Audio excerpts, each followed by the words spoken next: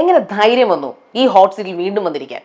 Already ധൈര്യമുണ്ട്, പിന്നെ നിങ്ങളുടെ ഈ ഒരു ഹോട്ട് സീറ്റിൽ ഇരുന്നപ്പോൾ ഒന്നും കൂടെ ധൈര്യം കൂടി.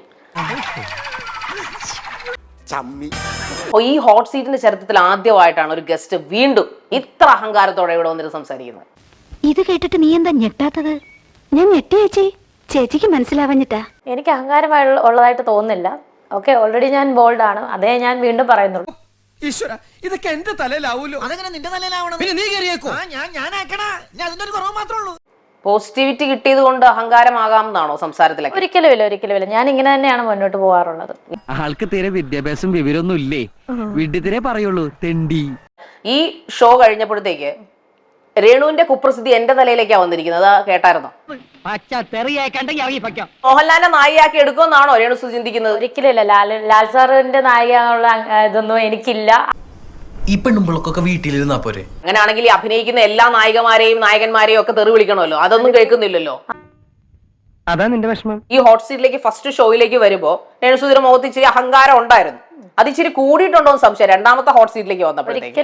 അത് ഈ പോസിറ്റിവിറ്റി ഇനി അങ്ങ് നിലനിൽക്കും, ഇത് വെച്ചിട്ട് നിലനിൽക്കാം, അല്ലെങ്കിൽ വെളുപ്പിക്കാം എന്ന് വെച്ചിട്ടാണ്. റോസപ്പ് പോലുള്ള കവിള എനിക്ക് കൊതിയായിട്ട് പാടില്ല.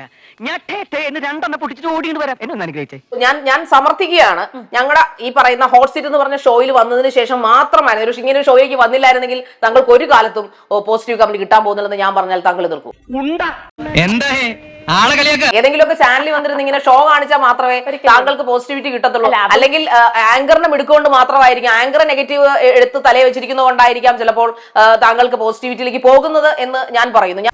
ഒരുമാതിരി ചൊറിഞ്ഞു വരുന്നുണ്ട് നിന്റെ വർത്താനം കേട്ടിട്ട്. താങ്കളുടെ കഴിവുകൊണ്ടല്ല ഈ 3 റീൽസ് ഇപ്പോൾ ലാക്സ് മില്യൺസ് അടിച്ചിട്ടുണ്ടെങ്കിൽ അത് ഈ ആങ്കറിന്റെ കഴിവുകൊണ്ടാന്ന് ഞാൻ പറഞ്ഞാൽ എതിർക്കുമോ? അത്രയും വേണം, കുറച്ച് കടുപ്പത്തിരിക്കട്ടെ. തെണ്ടിത്തരം പറഞ്ഞു കഴിഞ്ഞാൽ നിന്റെ ഈ ദുകുല കാമ്പോജിൽ ഞാൻ തിളച്ച ചായ ഒഴിക്കും.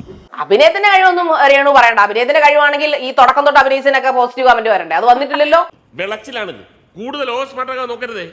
തന്റെ മനസ്സിലുള്ള തുറന്നു പറയാൻ സമയമായിരിക്കുന്നു. ഇപ്പൊ ശാരിക പറഞ്ഞല്ലോ, ശാരികക്കെതിരെ കുറ്റം വന്നിട്ട് ഞാനത് വെളുപ്പിച്ചില്ല, അതായത് ഞാൻ ലൈവിൽ പോയില്ലെന്ന്. എനിക്കതിന്റെ ആവശ്യം എന്താണ്? അതല്ല ഉദ്ദേശം. ഞാനൊരു ആർട്ടിസ്റ്റ് ആണ്, ശാരിക ഒരു ആങ്കർ ആണ്. ശാരികയുടെ ജോലി ശാരിക ചെയ്യുന്നു, രേണു സുധിയുടെ ജോലി രേണു സുധി ചെയ്യുന്നു. സോ എനിക്ക് നെഗറ്റീവ് വന്ന ശാരിക പ്രതികരിക്കുവോ? കിട്ടിയാ? ഇല്ല, ചോദിച്ചു വാങ്ങിച്ചു. ഇപ്പൊ നിങ്ങൾക്ക് പോസിറ്റിവിറ്റി തന്ന ഒരേ ഒരു ഷോ ഈ ഹോട്ട് സീറ്റും ഈ ആങ്കറുമാണ്, അതിലൊരു സംശയമില്ലല്ലോ. നിങ്ങൾ ഇതിനു മുമ്പ് കുറെ ഷോ ചെയ്തിട്ടുണ്ട്, കുറെ ഇന്റർവ്യൂസ് കൊടുക്കുന്നു, കുറെ റീൽസ് ചെയ്യുന്നു, ഇതിലൊക്കെ നിങ്ങൾ നെഗറ്റീവിന്റെ രാജകുമാരിയായിരുന്നു. ഇപ്പോഴാണ് നിങ്ങൾ പോസിറ്റീവിന്റെ രാജകുമാരിയായത്.